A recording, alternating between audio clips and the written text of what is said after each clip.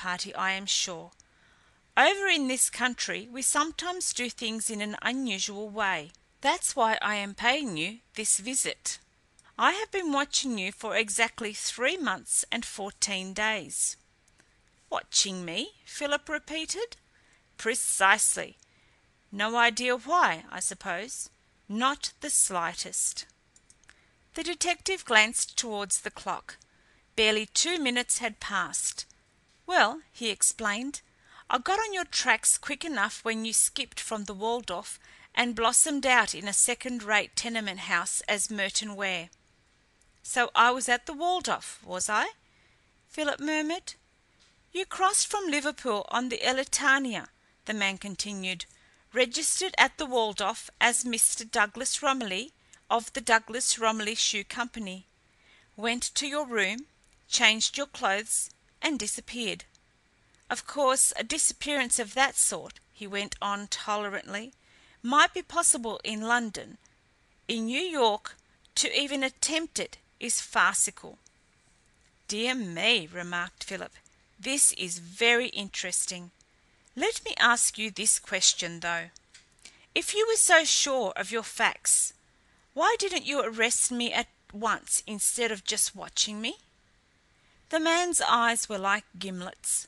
He seemed as though he were trying, with curious and professional intensity, to read the thoughts of Philip's brain. "There is no criminal charge against Douglas Romilly that I know of," he said. "There's a considerable reward for his discovery," Philip reminded him. "I can claim that at any moment," the man replied. "I have had my reasons for waiting.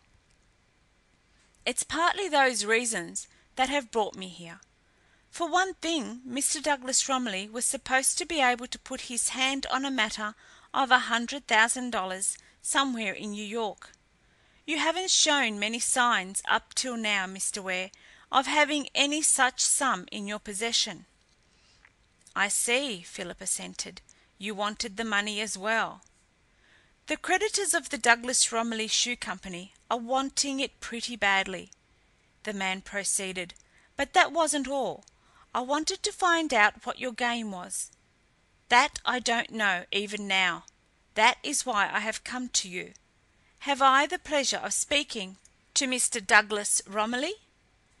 "I really don't see," Philip protested thoughtfully, "why I should go into partnership with you in this affair. You see, in the long run, our interests might not be altogether identical." Mr. Dane smiled grimly. "That's a fairly shrewd calculation, Mr. Ware," he admitted. "You ain't bound to answer any question you don't want to. This is just a friendly chat and no more. Besides," Philip continued, lighting another cigarette, "I think I understood you to say that you had already arrived at the conclusion that I was Douglas Romilly." "Not precisely that," the detective replied.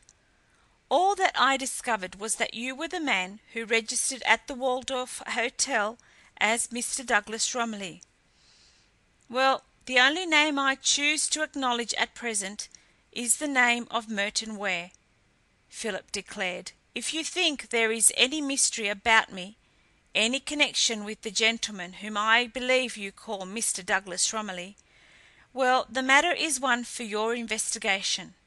You will forgive me if I remind you that my guests will be here in a matter of a few minutes, and permit me to ask you one more question. Why do you come here to me in this very unofficial manner? If I am really an impostor, you are giving me every opportunity of clearing out." Mr. Edward Dane shook his head. He was fingering the brim of his hat. "Oh, no, Mr. Ware," he declared smoothly. "Our detective system may have some faults, but when a man's name is put on the list where yours figures, he has not one chance in a million of leaving the country or of gaining any place of hiding. I shall know where you lunch tomorrow, and with whom you dine, and with whom you spend your time. The law, sir, will keep its eye upon you." "Really? That seems very friendly," Philip said coolly. "Shall I have the privilege of your personal surveillance?" "I think not, Mr. Ware. To tell you the truth, this is rather a P.P.C. visit. I've booked my passage on the Elletania, sailing tomorrow from New York. I am taking a trip over to England to make a few inquiries round about the spot where this Mr. Douglas Romilly hails from. Detton Magna, isn't it?" Philip made no reply, yet even his silence might well have been the silence of indifference. At the last moment the detective concluded: "It flashed in upon me that there might be some ridiculous explanation of the few little points about your case which I must confess have puzzled me. For that reason I decided to seek an interview with you before I left.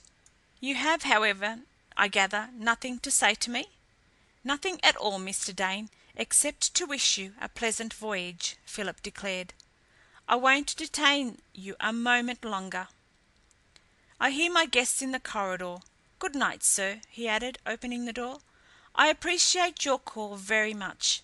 Come and see me again when you return from England." Mr. Dane lingered for a moment upon the threshold, hat in hand, a somewhat ominous figure. There was no attempt at a handshake between the two men. The detective was imperturbable. Philip, listening to Elizabeth's voice, had shown his first sign of impatience. "I shall surely do that, Mr. Ware," the other promised, as he passed out. The door closed. Philip stood for a moment in the empty room, listening to the man's retreating footsteps. Then he turned slowly round. His cheeks were blanched, his eyes were glazed with reminiscent horror. He looked through the wall of the room, a long way back. "We shall find Mr. Ware in here, I expect." He could hear the voices of his approaching guests. He ground his heel into the carpet and swung around. He anticipated Louis, threw open the curtain, and stood there waiting to welcome his guests, a smile upon his lips, his hands outstretched towards Elizabeth. End of Book 3, Chapter 1.